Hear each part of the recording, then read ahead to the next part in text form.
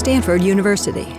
Okay, so we'll go ahead and get started. So we have over here Gilman Louie. So Gilman's come to the class pretty much every single year since it started, not just this class, but the other class that John Wine and I do together. So he's basically like a Stanford professor now. So Gilman was founder of Nexa Corporation, where he designed and developed the Falcon F-16 flight simulator. And then through a series of mergers and acquisitions, Gilman became CEO and chairman of a well-known gaming company called Spectrum HoloByte, as well as chairman of Micropose, another gaming company. And at Spectrum HoloByte, Gilman was notable for being the first person to license Tetris out of the Soviet Union. Have some questions on that later. And then he left the private sector and became the first CEO and founder of InQTel, which is a nonprofit that was created to basically connect the US intelligence community with the startup and venture-backed entrepreneurial community. And after then, he went back to the private sector, moved to San Francisco, founded Alsop Louie Partners, where he's been investing there since 2007, also involved in the intelligence community and just a number of Senate committees, and still has an active public service career. So have some questions on that as well. Absolutely. I think that's a short, abridged bio, but we'll dive into some additional things. So I guess I'll start very briefly in terms of a couple questions on your early career in gaming, and then really focus on your work at InQTel, since I think that's what the class is very interested in, and then a little bit about your VC work at Alsop Louie Partners, and then finally some of your public service and civic engagement work. So I guess just in terms of gaming, how did you get into gaming? And specifically, the Falcon F-16 simulator was one of kind of the big hits that you developed. I guess, can you talk a little bit about that? Sure. I was one of those kids growing up in San Francisco public schools. And in any public schools, even in those days, you have the tiering of the kids. And so there was always that, honors program track. Probably almost all of you guys were in it, and when you were going through public schools. And so in any one of those classes there are 30 kids, and there's always the kid who's the smartest kid in the class, and there's always the kid that's the dumbest kid in the smart class, and I was the dumbest kid in all the smartest class. So, and before they had the diagnosis of ADHD, I just got bored and I started making paper games.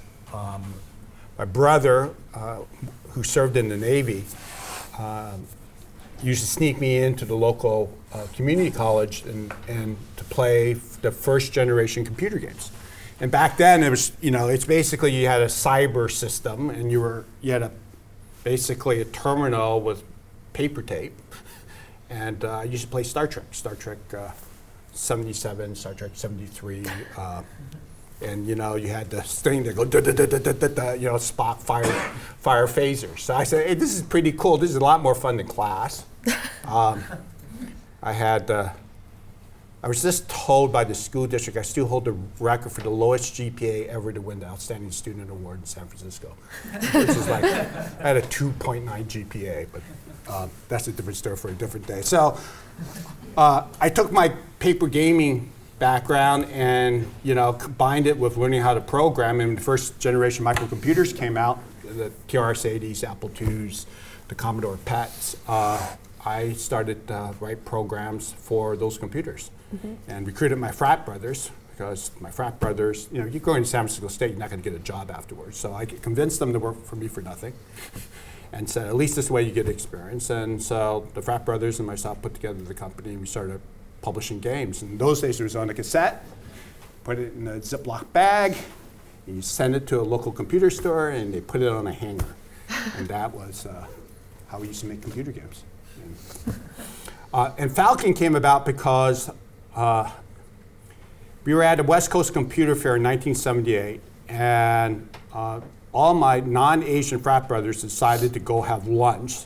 So we're sitting there in this group of contingents of Japanese executives show up, thinking that we were Japanese Americans. We didn't want to tell them we were not, but so we kind of faked it. And then they say, hey, we're looking for developers to develop software for a new computer that we're planning to launch in Japan. And it turned out that group of Chinese executives came from a company called ASCII Microsoft of Japan. And I got my first contracts to actually develop games for the Japanese Microsoft standard called the MSX. And the lead product manager, I was on the Tokyo train, and he loved airplanes, right? So he's one of those guys who had every single magazine about every single fighter jet in his bag. He pulls this out and he gives me an F-15, magazine about the F-15. He goes, "You think you can build one of these as a simulator on the MSX?" And because we've got a lot more memory now, we have 16K of memory. 16K. I said, wow, 16K, that's pretty good, but I can't do the F-15 HUD because I can't do the pull lines. I can do the F-16 because it's a simpler HUD. So why don't we just do the F-16 instead? So I wrote my first program for my friends. We published it in Japan. It became a hit, and that was the first generation. It showed up in the US as a Sega cart. But it was great. I mean, I had to go in and learn everything there was to know about airplanes and what you can do on an 8K machine or 16K machine.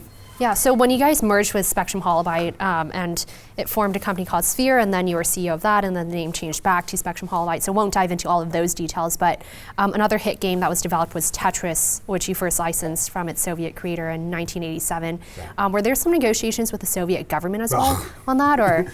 Dealing with the Russians. This class is Silicon Valley of the US government, so government. The difference between negotiating the rights for Tetris is not that different than negotiating a nuclear disarmament treaty with them. Right? It's kind of really interesting. What happened to us was this. We were sitting around at the Consumer Electronics Show, and typically you have these guys who scurry around looking for interesting games from abroad and try to get the rights and then license them into the US by selling it to a game publisher. And so they showed us this game, and it was Tetris, and I loved it. I said, this is great. And the agent was saying, hey, look, everybody's turned down this game because, Brother Bun turned down the game, EA turned down the game, Sega turned down the game because, it was a stupid game, right? The graphics were awful, nobody dies, bad sound, right? And I kind of go, yeah, but it's really addicting. I really kind of like this game. And I said, but I want to make some changes. I need to talk to the programmers. And the agent kind of looks at me. He goes, well, we got a problem here. I go, what's the problem? He goes, well, the programmers are in the Soviet Union. So I turned to my partner, Phil Adams. I said, get the rights. Put it in a red box with a hammer and sickle and get it out in the next 6 months, because I had heard through the rumor mill that there was going to be the very first set of talks between the Soviet Union and the US, and it would be between Reagan and Gorbachev. So I said, get the game rights, right? And if this thing actually comes to us, we're going to launch the game during the talks. And that's what we did, right? We launched the game during the talks. We even hired a fake Gorbachev and a fake Ronald Reagan lookalike. And we were running ads in the USA Today that says, because there'll be the headlines, Gorbachev meets with Reagan, going through all the issues around nuclear proliferation. And then on the back of the page would be our ad with the fake Reagan and Gorbachev saying what they were really doing during the secret summits. They were playing Tetris, right? But it got ugly. The game became a hit. And I had met a friend in Japan, and he wanted to license it to the Japanese. And I came back, and there's a whole story. You can buy several books on this. The rights got confused, and so the Russians decided that there was going to be a lot of money into this thing, and because Nintendo wanted it for the Game Boy. And my parent company at that time, we were owned by the Maxwell Corporation, and my not particularly smart sister company in England decided to trade the rights of Tetris for Blasteroids. Like, who cares about Blasteroids? It's an awful game.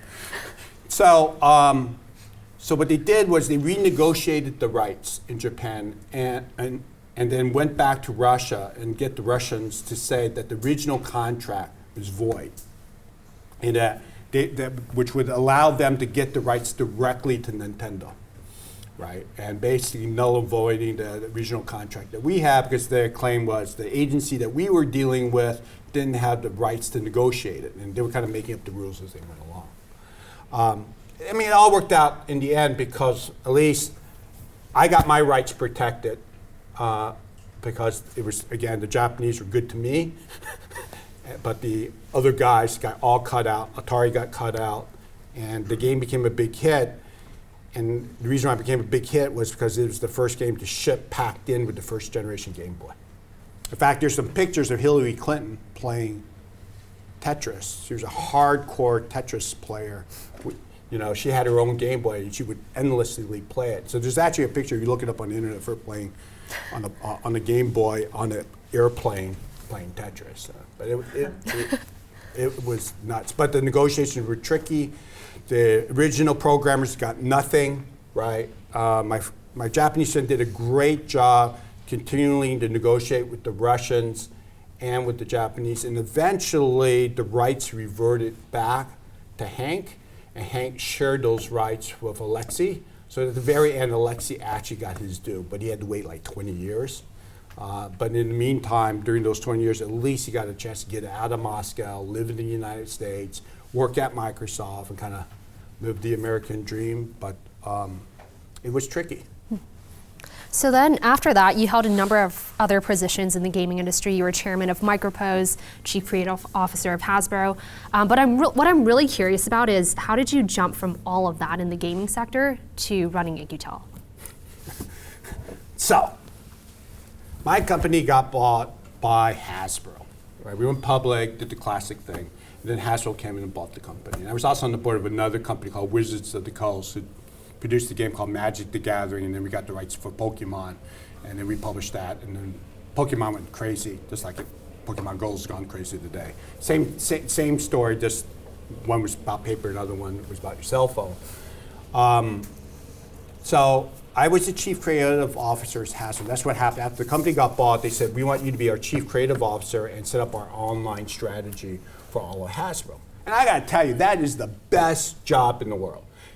The chief creative officer of a toy company. I mean, I was Tom Hanks in the movie Big, right? They paid me a lot of money to go, this toy sucks, right? Or, you know, I look at this toy, this furry toy that basically talked, and it's called the Furby, and I go, this is gonna be the hottest thing since sliced bread, right? We gotta get the Furby, we gotta get that product, and then we gotta get the Star Wars rights, you know, we had these little painted characters, and we sold them for tons of money. We sold $1 billion worth of Star Wars. Was a terrible movie, but great characters. I mean, we had really good painting on those characters. It went crazy. So I was having the time of my life, right? They bought my company. They bought the second company I was on the board of for a large, obscene sum of money back in those days. And I was going to set up their online division.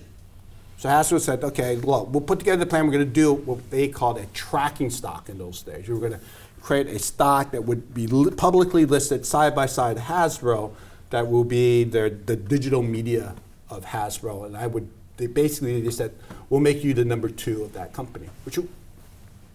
Right, you can't get a better job than that, right? And I don't have to be a public CEO anymore. I don't have to worry about all this stuff. I just have fun.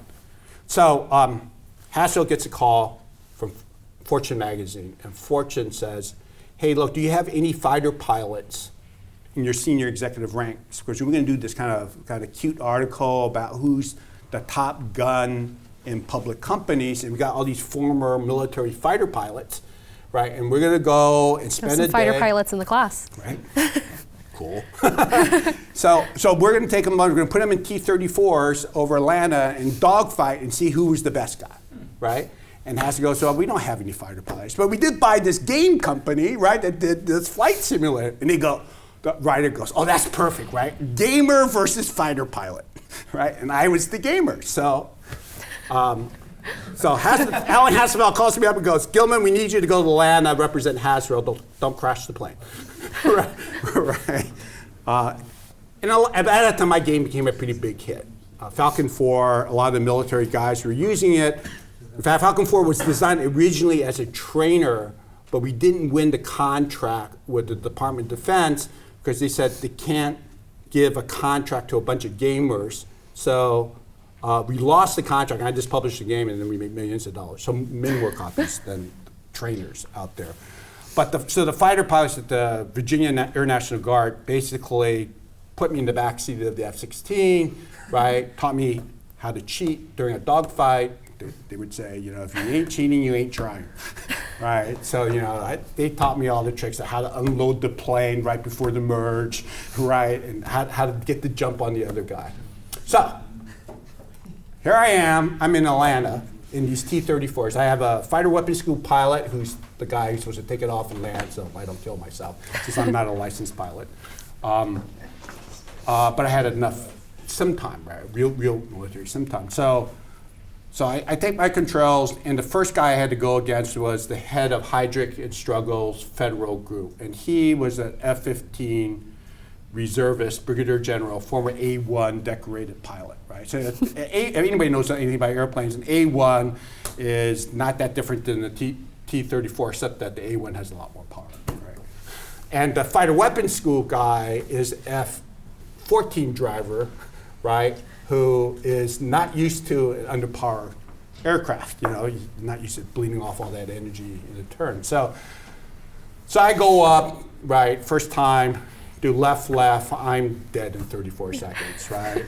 And I go up again against Randy, I'm dead in 28 seconds, which is the way it's supposed to be. He's an A-1 pilot and I fly video games.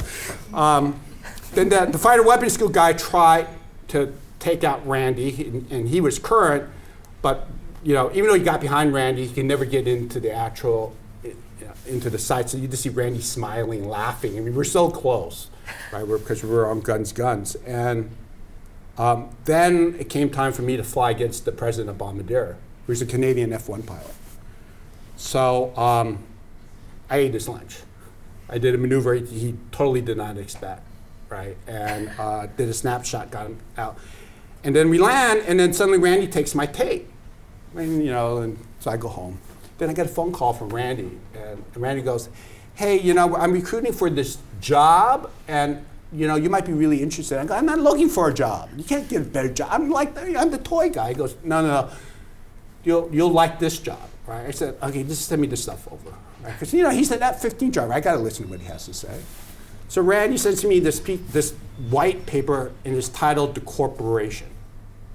Right? And everything in this is in code words, right? The corporation, the activity, the engagement, right? I mean, it's like reading a spy novel. And I said, well, who wrote this thing, right? It doesn't say anything. He goes, well, we need to have a meeting. Can you come to Washington? We'll give you a little more insight. So I go to Washington, and then he tells me this job is for the CIA. They had this idea that they're going to create something. They didn't know what the thing was, but they were trying to solve a problem. The problem they were trying to solve was how to get technology companies who historically has never engaged with the federal government to actually provide technologies, particularly in the IT space, that the government can leverage, because they were really afraid of what they called at that time the prospects of a digital Pearl Harbor. The challenge of the digital Pearl Harbor is everybody thinks of some kid in the Philippines launching a massive cyber attack in the US. They were not worried about that. What they were really worried about was, if you thought about the conditions of Pearl Harbor happened when every different part of the government had a piece of the information, but they couldn't stitch it together to say, look, the attack on Pearl Harbor was imminent, right? The White House had a piece of information, naval intelligence had a piece of information, the ambassadors had a piece of information, State Department had a piece of information, but they couldn't put it all together, right? The military had their sensors, and they just couldn't figure it out. So the CIA was started because the whole idea to create the CIA in 1947 was to avoid Pearl Harbor if it happened again. And so in the conditions in 1998, they began to realize that information was siloed across all these different intelligence agencies, of which they could never stitch it together. And that the only hope that it had was to get IT solutions in, and this was before the age of big data, but what fundamentally they described was the big data problem, and how do you stitch that together to get intelligence out of that data? So I guess, can you talk a little bit more about the process in which InQTel was created, and where did the name InQTel even come from? Yeah, it was called Elias at the time. The former head of Alex Brown, CEO of Alex Brown, became a personal advisor to the director of Central Intelligence. And that advisor, our special advisor, was Buzzy Krongard. Buzzy's son later became an admiral, special force, Navy SEAL kind of guy, right? I mean, Buzzy was crazy, right? He loved being head of Alex Brown, but he secretly really wished he was a spy, right? Or special forces. All his kids at the age of 6 were throwing knives against trees and stuff like that. And that's why they grew up and kind of joined the special forces. So Buzzy said, we need a way to engage. And so he created this group. Director of Central Intelligence sold it to the Senate and said, look, we don't know what it is, but here's our problem. We want you to allocate $30 to $50 million for us to create this thing. And we'll get people you trust to figure it out. So we'll get Bill Perry, which you guys just met a couple of sessions ago, Norm Augustine, chairman of Lockmart. We'll get Steve Freeman from Goldman Sachs. And it's like the who's who of industry and the Defense Department, right? Around in the intelligence service, around the table to create this thing. And so when they met with me, they kind of said, what do you think of our business plan? I said, it kind of sucks because it doesn't say anything and it'll never work. I said, what you should do is just create a venture capital fund. If you create a venture capital fund, like the way Intel has a strategic venture, you can mine all the deals in the valley. You can cherry pick what you want, right? You're not going to take a whole lot of the deal. And as long as you provide a valued service like easy access to the federal government, who's the largest buyer of IT, and you don't have to deal with any of the paperwork called the Federal Acquisition Regulations, so 1,650 pages of finely printed rules and regulations, and you don't have to deal with defense contractors, you can get the right companies to play. So I said, but your name is a bad name. Peleus is a bad name. Because remember, Peleus is a Greek mythology, a very flawed human who became a god and did some bad things with his mom. And I said, we got to have a better name than that. So it was originally called InQ-It. And the EIN was for information kind of technology, and the Q was named after the character in James Bond. Right. Because remember, we're very conscious of our problem, right? This is the CIA. We're going to go to Silicon Valley or Berkeley, and we're going to convince them to not go to Kleiner, not go to Sequoia, not to go to all those other venture funds, and come to the CIA. In those days, particularly in the Beltway, the view of and same with today's view of Silicon Valley in the Beltway, it's like a bunch of liberal, people wearing sandals who don't care about our country and they'll never ever do this. This is going to be terrible, right? And CIA is like evil, it's bad, we kill people for a living, they'll never do deals with us. I said, no. Outside the Beltway, if you do it right, CIA can be cool, right? I mean, it's like James Bond. And they go, no, James Bond is MI6. I said, nobody knows, right? Just take the cue. So that's what we did. And then of course, Intuit got all upset because they said it was like brand confusion. So Scott called up and complained. And then the CIA told me to tell Scott to stick it. And I said, you don't want to pick a fight. First day out of the shoot, you don't want to pick a fight. So we called up Intel and we said, if we called it In-Q-Tel, would you sue us? And the guys at Intel said no, right? It's sort of like it's Intel with the Q inside. So we played that off. And it became In-Q-Tel. And our debut happened in the press because the DCI accidentally leaked. See, it didn't just happen this last week. Accidentally leaked to the Washington Post that they were going to do this. So the Washington Post was going to write a story. So the CIA, being the CIA, was really worried that if the Washington Post came out in favor of the idea of the Central Intelligence Agency setting up a venture capital fund in Silicon Valley, the New York Times would take the opposite point of view, right? And so there was a dilemma. So they asked me to call the New York Times so that the articles would come out at the same time. So if they came out at the same time, they can't change their mind, particularly if they don't know what the other guy is thinking, right? So I called up my friend, and he said, fine, we'll put it on the business section. This sounds pretty cool. We'll write it up as a business story. Because we had to keep it away from the editorial desk at the New York Times. So the editorial desk at the New York Times hates the CIA, right? But the business guys thought it was cool, right? Because there's a venture capitalist kind of cute story. particularly named after the Q character. So, so everything, I called out CIS, it's all set. When the Post runs their story, same day the Times is going to run their story, and it's going to be a positive story. So my friend writing an article. And then the agency calls me back and goes, no, you need to call up the Times and ask them not to publish the article. I go, well, you just told me to call them, right? Right? And I got it all set up. What's wrong now? They said, well, here's the problem. We didn't know that DCI kind of told the Washington Post it was going to be an exclusive. And nobody told us that. And so George kind of made this promise to the Post, George Tenet. So quick cut, I call back the Times. My friend starts laughing, just laughing on the other end of the phone. He goes, the editor's sitting right here, right? You ask him. So the editor picks up the editors of the New York Times, picks up the phone and goes, look, it's going to be a great story. But just because you want us to hold the story so the Post can run the article first, right? I go, yeah, that's exactly. And the agency promises they'll give you some other exclusive down the road. He goes, tell George Tenet that not only are we going to run the story, we're going to run it A1 above the fold, and it's going out on the wire now. And then the thing just took off like wildfire, and nobody cared about spy. I think only Barron's, like 2 days later, wrote a negative piece about spies in the Valley. But everybody else thought it was cool. So it was widely covered, and we were kind of like off to the races. But that's how we got it finally named the InQTel, and how it became really, really positive. You know, and it did solve a whole class of problems. But you know, our biggest challenge was not Silicon Valley. Our biggest problems were in the agency. You know, there was a lot of concern by the Congress first that we were using taxpayers' dollars to get other people rich.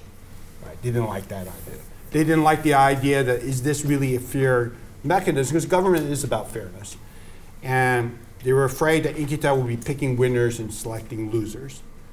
There was a group of neocons who thought that we were basically interfering with industry. Right? We tried to remind people at the time, this is 1999, that $30 million against $100 billion being invested by venture capital really didn't amount to anything.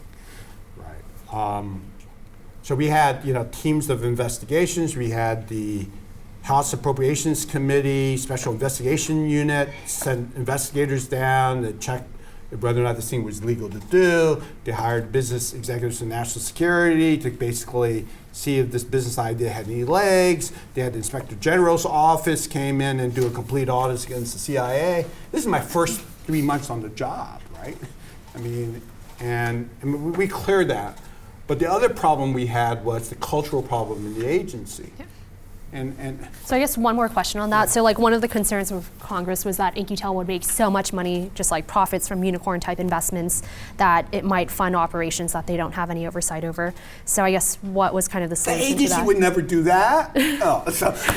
So we call it catastrophic success, right? So what would happen if we did the next Google?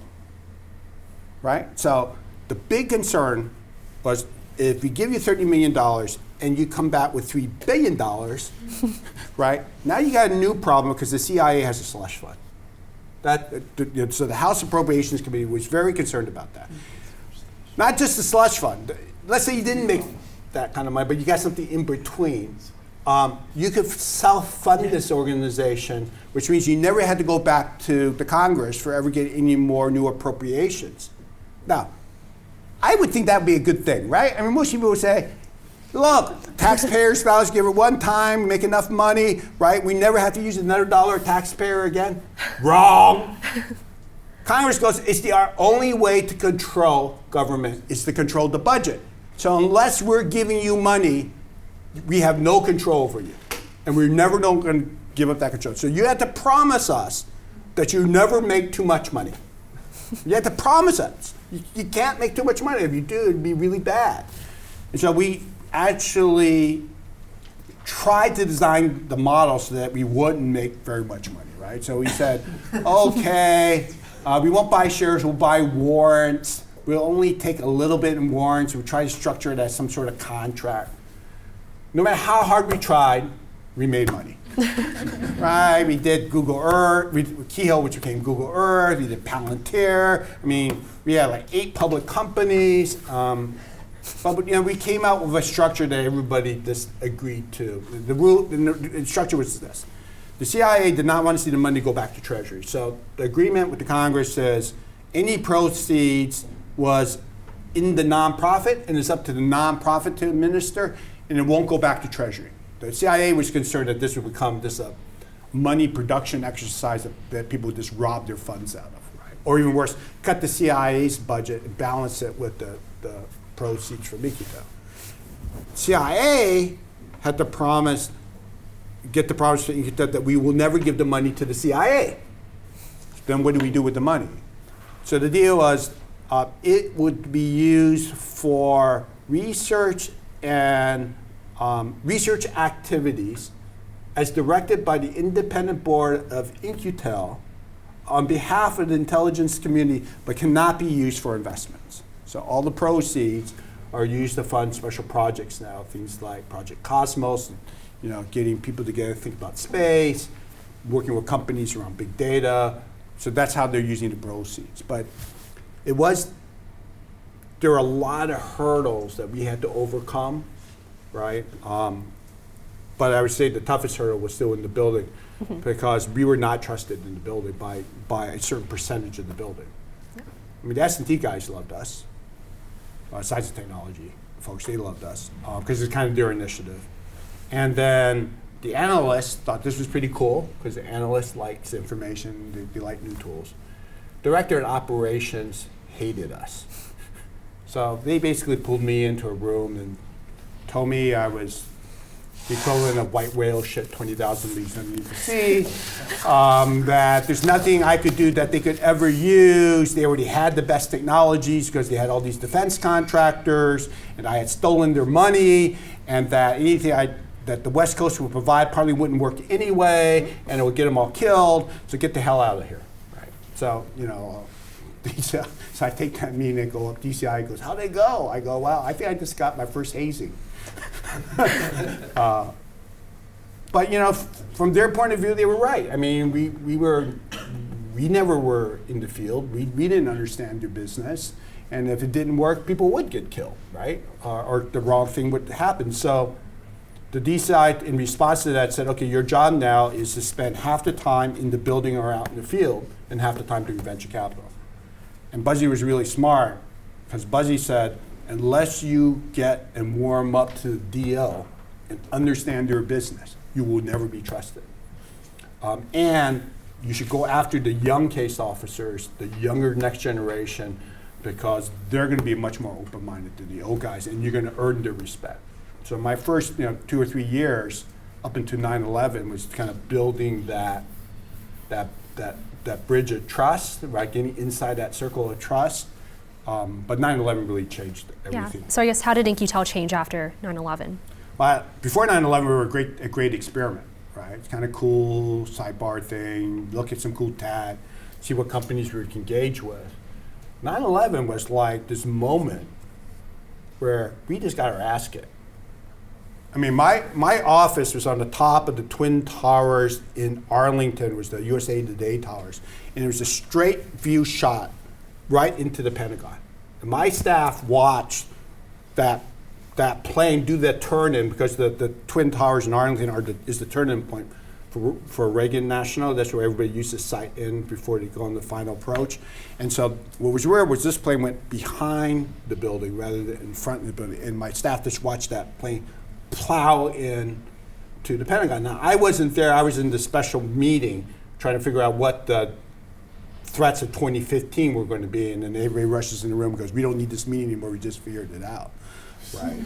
And so as we were going back to our office, we see the fire. If you don't remember, the fire lasted for days in the Pentagon. You just loped into this building. It wasn't like the Twin Towers where it fell, and number 7 fell, and there was a pile of rubble. This thing was burning. And the people going into the building, going to work every day while the building was on fire, right? Because we're at war. And so we were immediately called into what can we get to solve this problem now, right? And so, one of the stories at the time was that you had this company that was doing technology, later got bought by IBM, for the casinos. A guy by the name of Jeff Jonas. And he built the software that allowed casinos to figure out whether there was collusive activities in the casino, right? And it's really important if anybody wants to, everybody saw the movie about the kids from MIT who go in and, well, this guy wrote the software to beat those kids, right? So what he did was he figured out, certain patterns, and he put all the data in the data pool. So as soon as Ernestine charged the credit card, or the cameras would pick up Ernestine's face, it would automatically run it against, the book. Now, say Ernestine's face wasn't in the book. Well, his software would also do an analysis of the table that Ernestine sits down in front, in the blackjack table, to find out if there's any relationship between Ernestine and the dealer, right? Because that's the biggest threat to a casino. If there's a collusive activity between a player and somebody who's the dealer, you could get burned for $2, $10, $20 million in one night. And the rules are, if the casino catches Ernestine while she's still in the casino, they get to recover the money. But as soon as she leaves, they don't get to recover that money. It goes to state in Nevada. So there's a huge incentive to come up with real-time systems to catch bad guys. And so we had just started a pilot when 9/11 happened. And what we did was Jeff figured out all the data that was necessary, given the fact of all the attackers we had, to find out what their relationships to other people and what MOs that they were using. And it turned out, of the 23 attackers, I think it was like 20 or 21 of them would have been discovered if they had run that set of algorithms against the first bomber attack. Remember, the Twin Towers were attacked twice. The first time it failed. Well, there were some bench warrants out on the guys who were involved in the first time. And they pulled that thread. What they found was people using the same address, people using the same frequent flyer numbers, people using same phone numbers, and they would have been able to figure out 21 of the 23 simply by matching the original data that they had the first time, but they didn't have the tools. Yep. So once they figured out that InQTel could be useful, then it was like, okay, whatever you guys need. And from that point forward, it was, InQTel was like first port of call when you needed new technology and you didn't have it in the building. So the psychology completely changed. Yeah, so I guess another interesting aspect of InQTel was the InQTel Interface Center within the CIA, and helped bridge the gap between InQTel's unclassified efforts and then the agency's classified work, building a problem set. Can you talk a little bit more about that and Sure. kind of how does that work? Well, most strategic funds fail.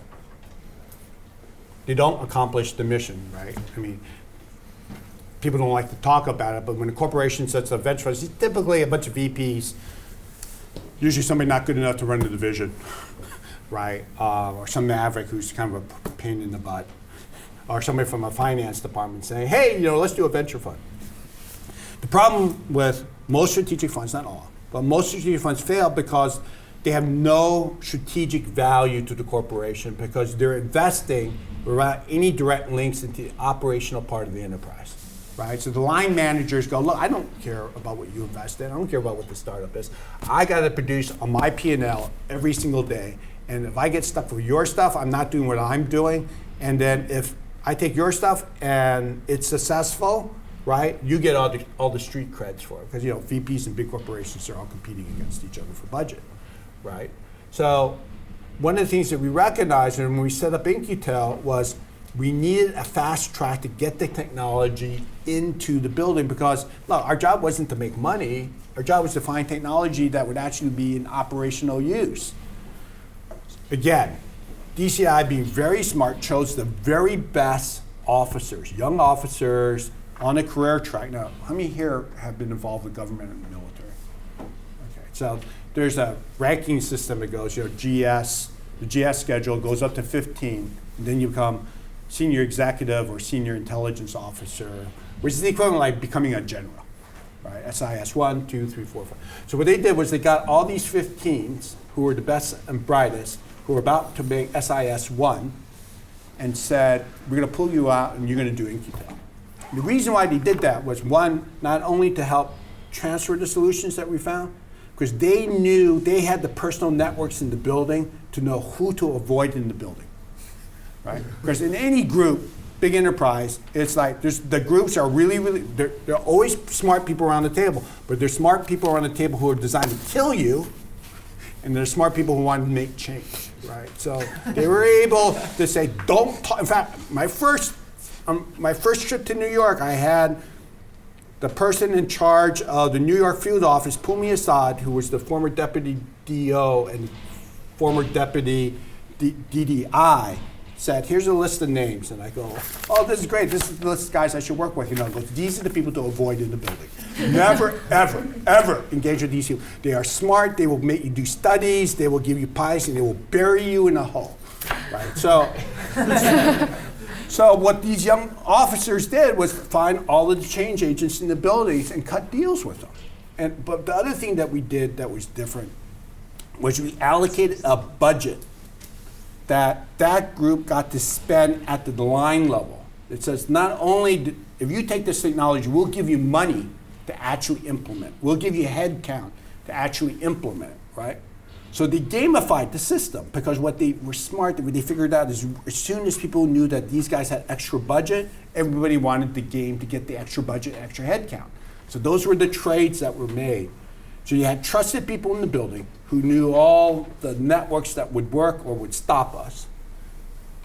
They knew that if they were successful, that it will go towards their promotion boards, which is everything in government. If you got to understand, if you go out of the line, let's say you're an F-15 pilot and you get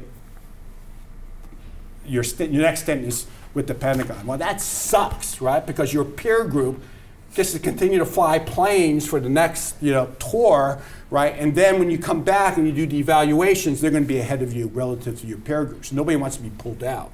So they had to create that kind of system. But those officers were the magic that made us work, because Congress just measured us by how many technologies actually gained traction in the building and had operational effect. So our metrics are real simple. How many solutions did you transfer? And you better tell a damn good story in front of Congress in the classified briefings about how many lives you saved, or how many lives of the bad guys you killed, or how many people you protected. Because if you can't translate in that line, in that sound bite, or what today would be considered a tweet, you were done. And so it was awesome. I mean, they were very smart. We get all the credit because we're the guys out in the front, and we did InQTel. We're running around in the Silicon Valley. We're being cool, and all the articles were being written by us. But the real heroes were the guys in the quake. The men and women in the quake. They were doing all the heavy lifting. So can you talk in terms of employee, there's the employee investment program and a separate LLC that co-invested alongside with InQTel, but allowed employees to gain equity in these companies. I guess can you just share a little bit more about that? Well, first, that doesn't exist anymore. Yeah. But when we started, we had this real concern that we couldn't attract really good investors and young talent to actually work this, right? And the agency was really clear. They didn't want a bunch of former govies running around in Silicon Valley, right? Because, come on, we're a spy agency, right? I mean, well, the first thing you got to do as a case officer is to look like everybody else. So, right? And what do case officers do? They recruit somebody who's local to do the work for them, right? We were being recruited. So you want to recruit people who are really, really good at their jobs, who know how to do investing. Well, anybody who's really good at investing, if you're going to attract it, it's going to cost money, even for young kids coming out of Stanford, right? Where we spend a lot of time recruiting from. And so we needed something that was the equivalent of carry. But it had to pass the Washington smell test. So we had this thing. We said, we can't give you carry, but here's what we're going to do. We're going to take a part of your compensation. Instead of giving you a cash bonus, we're going to invest that for you in every investment we made. We had two goals. One was the compensation goal, but there was another more subtle goal that I wanted. See, in Washington, investing is just we call it investment, but it's really just spending money. So whenever an agency says, I invest in blah, right? It means you just spend a lot of money. Right? And so what I wanted people not to do is play in the experimental kind of sandbox, which was easy to do. You know, hey, this is really cool tech. Let's put some money in here because it's not our money, right? But the moment it was like their money, it's like, no, we're not doing that deal. That deal sucks, right? That's the behavior that we wanted to have in place. Unfortunately, people started to make money. And our first few deals, we had some young associates who were making, by government standards, obscene sums of money. So they got like $150,000 appreciation off the stock because the company got sold, like Keel got bought. Right? So there was this outcry that, these people are profiting off of taxpayers' dollars, right? Even though I gave 100% of my money proceeds to the CIA Memorial Fund, right? So, because they would always throw that in my face, and I would just look at them and I go, so I'm giving my money to the widows and orphans. What are you doing with yours, right? So that at least protected me. But after a while, we got to the point, and finally when I left, the compromise was simply, why don't we just put a bonus program in place, replace the equity program, and the CEO, the senior executive staff makes 7 figures at InQTel, right? But it's all based on bonuses now because it somehow sells better. I still prefer my program better because it's like, my view is, low, you have to have skin in the game. But there are political realities, and so regardless of the fact of that program being too effective, they come out with a compromise. But InQTel today is in a different place than when I got started. When I got started, it was a huge risk. Nobody knew what the hell InQTel was. And if you were to ask Bill Perry, if Bill Perry followed me rather than came before me, if you were to ask Bill Perry to predict at the point in time he decided to join the board whether InQTel was going to be successful, he would say not only he thought it was going to fail, everybody in the board thought it was going to fail, right? So it would be really hard to attract the best talent if you knew it was going to fail. But now InQTel is kind of the thing, it's the in thing, right? It's a way to get like a different track if you want to get in the investment world, particularly if you're coming from the military or government, if you have any interest in that, it's because it's pretty cool. So they don't have any problems attracting talent today. Yeah. So they probably don't need those kinds of tools that we did in the very beginning. Mm-hmm. So I guess how did InQTel make investment decisions? Well, so this is a challenge that I think DIUX has, or any organization who wants to play in the Valley or any of the technology areas through the country. So we're sitting down with the CIA in the first 6 months, and we're in our board meeting, and the board asked a simple question to the agency. It goes, what problems are we supposed to solve? Right? And they all thought about it, and they came up with this list. And Bill Perry looked at this list. It went on and on and on. It must have been about $4 billion worth of problems on this list, right? And he kind of goes, somebody please classify that list and shred it, right? It's like, that's not going to work. So what they did was they sat down and being very thoughtful of where were their holes in their operational capabilities that could be solved with technology that was not readily available from traditional sources. Right, so they reduced that down to a thing they called the problem set.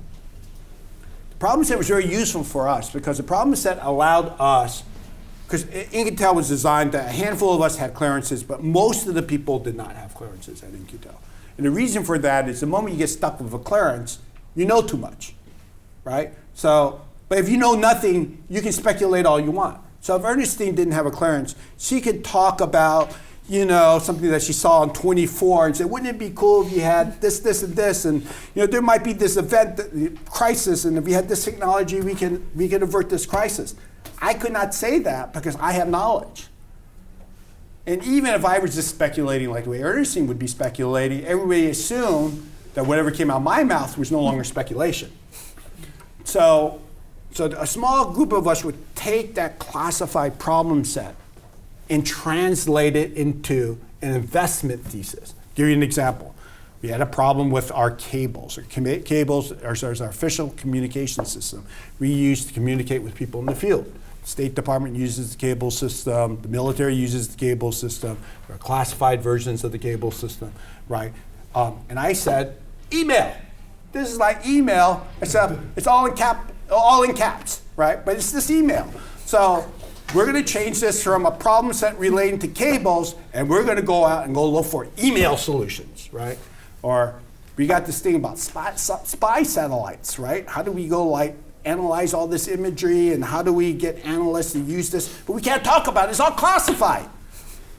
I know what we could do. We could talk about like 3D gaming, like, you know, we can make this like, create the whole world in 3D and go find a company that can go out do that. So we hired a bunch of gamers, which became Keyhole, which is now Google Earth. So we took that problem set, translated it to an investment thesis, and then widely talk about it to the other VCs. Yeah, VCs are pretty smart. They go, okay, this is great. If we find something, one of our portfolio companies can immediately get a deal with InQTel. They get immediately into revenue. They don't take too much of the equity, and they'll do all the diligence for us. So that became the beautiful cycle, right? Companies would pitch us, VCs would pitch us, we would communicate the problem set. If we liked it, they would go thumbs up because they knew that the feds liked it, means there's a revenue source, and the stuff was good. If we reject it, then they kind of go, particularly if it's like something like cybersecurity, we said, well, we're not making that investment. I mean, I don't know if you guys want to. They go, thank you very much. Here's the next one. And so that's how we got the problem set and how it got to work. And then we would then find a customer in the building that was related to that problem in the first place and pay that customer to take that technology in and use it in an operational way. That's how Palantir got started. I mean, Palantir was this Peter Thiel and Alex basically meeting with me and saying, we got these algorithms on fraudulent transactions. We think there might be some value for the intelligence community. We brainstormed. They came back, and I kind of said on the blackboard, it needs to kind of look like this. The team went away and did a mock-up in 2 weeks, and then immediately we took that team and put them inside the building to work on what we call a CT counter-terrorist problem. And they just learned that business, and that became Palantir, and Palantir is worth somewhere between $10 or $20 billion today. Because the counter-terrorist problem is the same problems that banks have in fraudulent transactions and any other kind of fraudulent transaction. Additional questions for Gilman on InQTel? I'm really curious what it was like to deal with Congress. Just in general, like what was your experience trying to work with that? I'm also curious specifically why they couldn't just take some of the money you were making. Yeah. I don't know if it's because they didn't want you to have too much leverage or something like that. Yeah, you gotta understand, so I'm a little biased. So first I admit I'm biased, right? So I'm always gonna be biased more towards the Senate than the House. Just because I was on a technical advisory group for the Senate in a long time. But one of the things I quickly realized in the Congress is the power brokers are not the members. The power brokers are the staffers. The staffers hold all the power, right? It's because look, if you're with a notable small group of exceptions of Congress people and senators who do their own work, there's just so much work a congressperson has to go through and read, and the senator, right? And quite frankly, $30 million, that's not even a rounding error it's not even 3 digits removed from a significant digit on the budget, right? It's such a tiny number. So the idea that a senator or a congressperson is going to spend the level of effort to really understand the model is nominal. You got 10 minutes in the hearing with the members to sell the members. And if you don't sell that member, it's over. Your program is dead, right? The legwork has to be with the staff. And you got to understand, staffers have many different motivations. You know, you get some staffers who are lifetime staffers who want to do public good. You got some staffers who say, you know what, I need something to rattle the system. You have some staffers who come from the system who may have grudges from the system that they left. So they all come in different flavors. So one of the challenges you have is there is a danger whenever you talk to Congress, a staffer or a member of the White House, that they actually do what you say. That you might actually catch them in a moment where they're listening. So you got to be really careful about what you say, because there were a couple times where we would say something and it would end up in an executive order. I mean, there was even a non-InQTel related situation I was involved in where we were briefing president, and then the president goes up, literally a few days later, during the State of the Union, teleprompter comes down, right? And now he's ad-libbing, and all of a sudden our words are coming out of his mouth in the State of the Union, right? So, I mean, stuff like that actually happens. I mean, you don't think it happens like that, but it happens like that a lot. So you have to be careful, and you got to be very targeted. For example, your program could be a great program. InQTel could be a great program. But this week, the agency needs another program to get funded or get traction. And if I distract the members because they like my program, they're going to give me program money, they're going to take it away from this other program because at the end of the day, it's a zero, there's only so much money in the bucket. So in some ways, the agency was much more protective and making sure that I did not accidentally run into members of Congress. Now, the good staffers figured that out very quickly, and so there was this game between the agency trying to keep me away and script what I had to say, and then there were times when the staffers would know how to run around that system. So there was lots of times when a member would say, we want to meet with Gilman, and can you please lead the rest of the CIA handlers in the hallway. So it got to a point where I would show up in the meeting, they would dismiss my handlers, and there'd be just myself. But understand there was a high stakes game, right? Some members were fantastic. Other members would drive me crazy, right? And they all could come from the same state. I mean, I had big supporters in California, and I had huge detractors in California. Sometimes I would give a briefing and they had the long knives out. I didn't understand why I was getting slaughtered. And I walk out and they say, oh, it had nothing to do with you. We just wanted to prove to the agency that, we had a problem with the last guy who came in here, so we took it out on you, right? But it is Congress is a very complex. But overall, I would say the Congress tries to be responsible. The staffers try to be responsible. And my first lesson was dealing with the House Appropriations Committee. And I didn't understand this. The staffers said, you know what? The amount of money I give you may not seem like a lot of money to you, like in the bigger thing, because it's like $30 million, buys a lot of park benches. And that always stuck with me. What does park benches have to do with national security? So I leave the meeting and I go back to the agency, and because they always debrief me, right? There's always somebody who's debriefed. It's just the culture of the agency. So I'm sitting there with the debriefer, and I'm explaining what happened, and I said, I don't understand. The staffer was going on and on about park benches. He goes, look, it's really simple. If they spend $30 million on park benches, they get a lot more votes than giving you $30 million. If they give you $30 million, they can't even talk about it because it's classified, right? So you got to understand where they're coming from.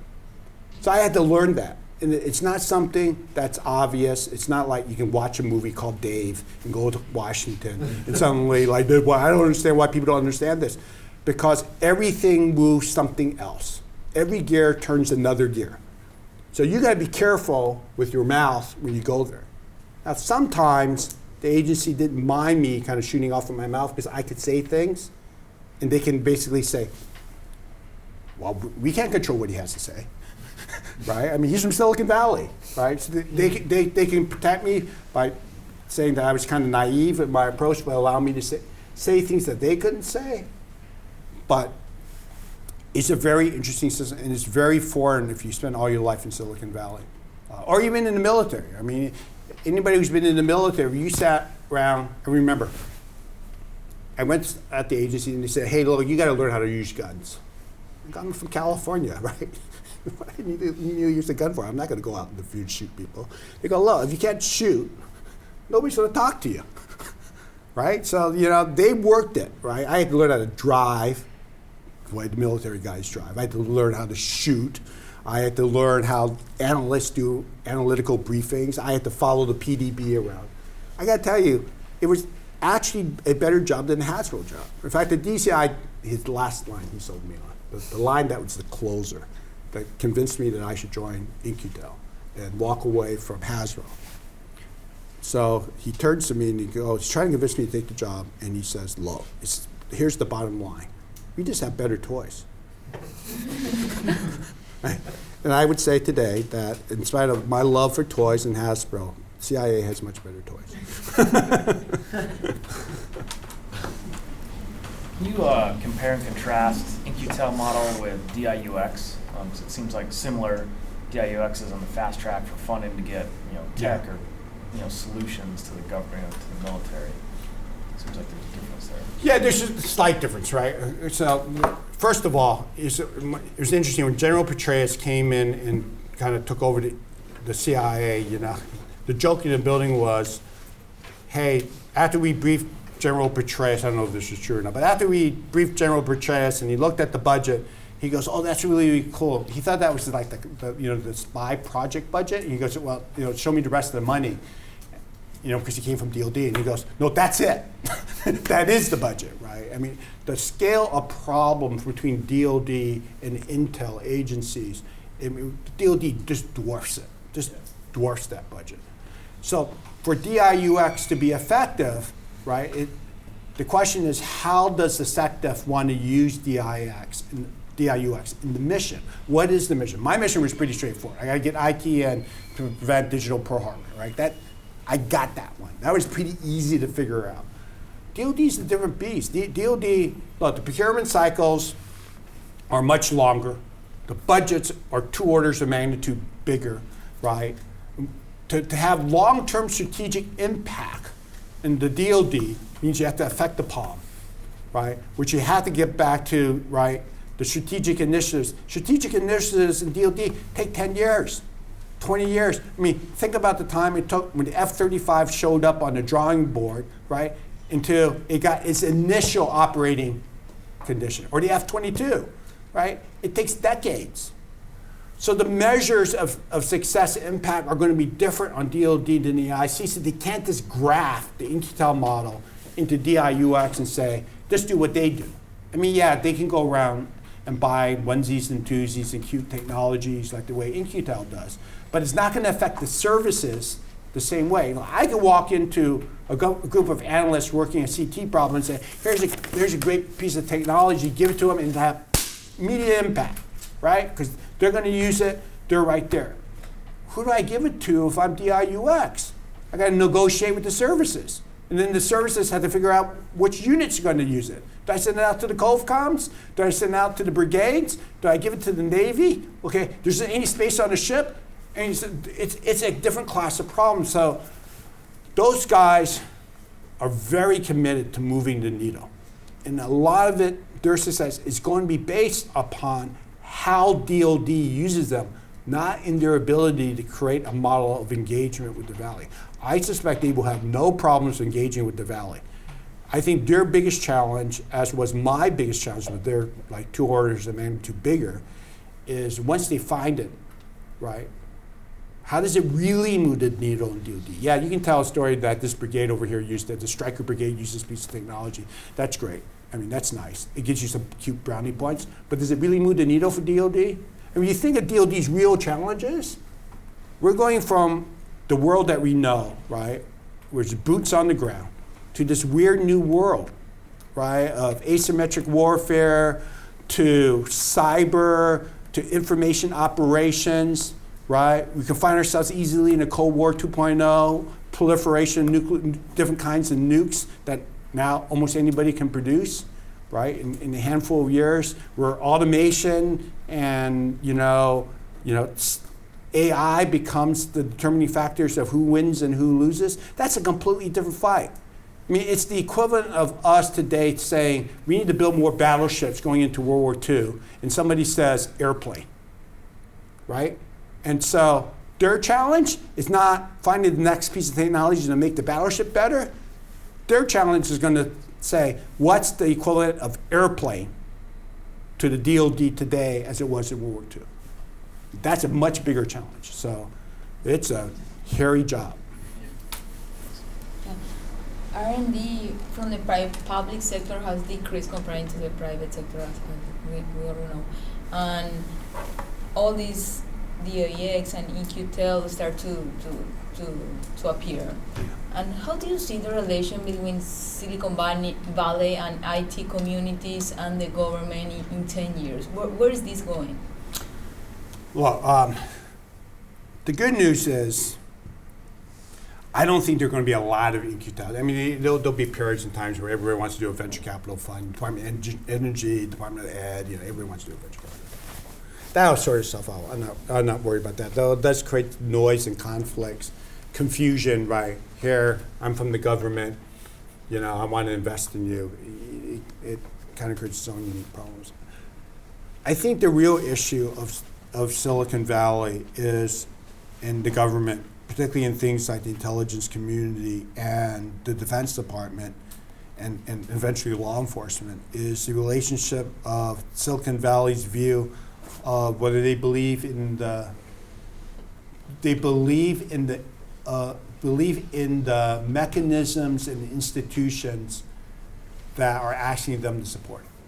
And I'll give you an example. I think Snowden, whether you agree with the guy or disagree with the guy, had a huge impact, right, in how people think about whether to cooperate with the U.S. government, right? I think, regardless of your political views today of the current administration, it's going to have an impact. If you believe in the mission, 9/11 worked because everybody believed, hey, it's a bad idea to have planes crashing in a building and a lot of U.S. people dying, right? Terrorism obviously wasn't something that you read about. It was brought home, right? People rallied around that. It was a single mission. It was clear as day. It was right in front of us.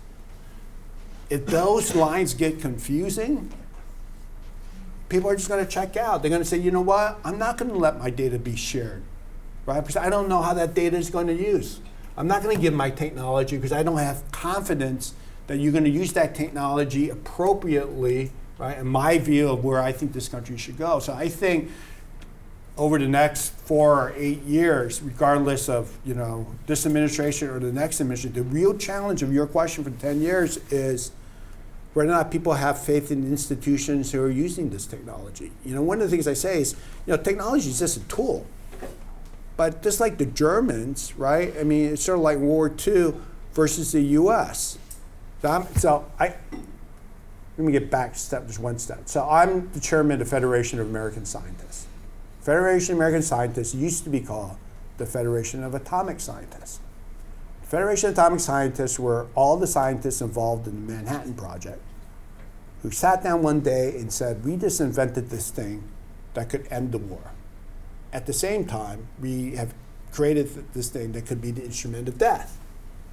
And we as scientists have a social responsibility to have input on how this piece of technology called nuclear fission reactions get used in the world. We have a social responsibility for what we create, right? Silicon Valley is going to find itself in that same place that the Federation of Atomic Scientists found itself in 1944, 1945, and 1946. Your algorithms could save millions of lives, kill tens of thousands, hundreds of thousands of people. Your technology could be used for great good, it could be used for great evil, right? And that needle moves. So I think that's going to have a bigger impact on engagement with technology companies, not just here in Silicon Valley, but all over the world when engaging with governments. And governments have a responsibility, but so do the creators of technologies, to decide, should this technology get created, and how should it be used? You can't simply say, I built it, it's not my responsibility anymore, good luck. Just post it on the internet. Taking your answer to both of those questions, which I think are both very insightful, Ian Bremmer just said that one of the big dangers in 2017 is the divide between Silicon Valley and the US government. And it sounds like what you're saying is both sides actually need to understand each other better. And with the Defense Department, part of the issue is that it is so massive, and we don't really know where the customers are, and we don't know how to convince the customers there that they need this technology. So what training, what schooling, what connection would you want the broader Defense Department or the government to have with Silicon Valley? And then what would you want in return? Is there some sort of mutual education that both sides need? And going forward, what would that look like to prepare us over the next 10 years for Silicon Valley to be able to play that role as FAS has, and for DoD to do what InQTel is essentially done. Yeah, so I did write a letter to General Mattis. I don't know if you saw that online. Actually, I wrote a few articles, policy articles, which I normally don't do, but had this sense that I needed to write some policy articles. The first thing I said is the Defense Department is going to have to deal with the realities of this next generation of technology in the world that we live in, because if it doesn't, it will set itself up for its next failure at a catastrophic level, right? And it has to wrestle with a bunch of issues that are not about kinetics, but really about software and use of those technologies and the application of those technologies. In something that I made clear in my letter was that, okay, even in traditional systems like traditional military naval vessels or next generation aircraft carriers or missiles or aircraft, I said the big drivers, the long pole in the tent is no longer, the flight models or even the RSC cross sections. The hard part is software, because that's something that almost if you look at every program that's been over budget, they all had massive software problems, right? So we don't even understand that. And if the decision at somewhere down the row of in what we call in the kill chain. So the argument today is we would never have a human out of the kill chain loop. It sounds really good, right? That at the end of the day, a human will always decide whether or not somebody lives or dies. That sounds good until the other guy takes the human out of the loop and you die first, right? So you better wrestle with that, not just as a matter of military technology, military policy, and engagement even with the State Department as saying what are the new boundaries of responsible countries to use these technologies, right? So that's a different level of engagement. And you need to engage with Silicon Valley because Silicon Valley can see what that world could look like more than you guys can, because we're heads down into, okay, let's get this missile to be another 100 meters longer F-pole than the other guy, right? How do I get myself an extra 0.2 G on the turn than the other guy, right? So we're in there trying to, perfect what we got. And as we just saw in the last 5 years, what takes place with happen on the social web. I mean, we display, five regime changes powered by technology created by Silicon Valley, right? I mean, so look at today. What's the most powerful tool that the president has? Twitter, right? Regardless of what he tweets, he just changed the way he engages with the world. He said, I can skip through all that media stuff. I don't need to do any of that. I get everybody to read me first, right? And I can post, and the world's going to react. And we can't just say, oh, well, that's his use of the technology. So the Defense Department has to engage with Silicon Valley on what's coming down the pipe, what's the bigger vision, what's that world going to look like, and then what should be the boundary conditions. And engage in a series of policy discussions as well as decisions. Do we build it or not? Right? Do responsible countries build it or not? What are the irresponsible countries going to do, and how do we keep them in check? Right? I mean, it's not just us versus the Chinese versus the Russians. I don't think anybody has a whole lot of interest in a world that's completely upside down. Right? We can all play the marginal games around the edges of, I got this on the 10-9 line versus you guys, or I'm going to fight over this piece of dirt versus this piece of dirt. And those are all important fights and discussions. But I think there are bigger issues at stake. And we're kind of, all the countries in the world kind of burying their heads in the sand, pretending it's not going to happen. Right? Even things like, has nothing to do with military. I mean, think about next generation advanced manufacturing. What does advanced manufacturing do? Well, the Chinese are replacing large percent of their factories labor workforce with robotics. Chinese buy 70% of the robots produced in the world, right? Okay, what does that mean if you're dependent on that job?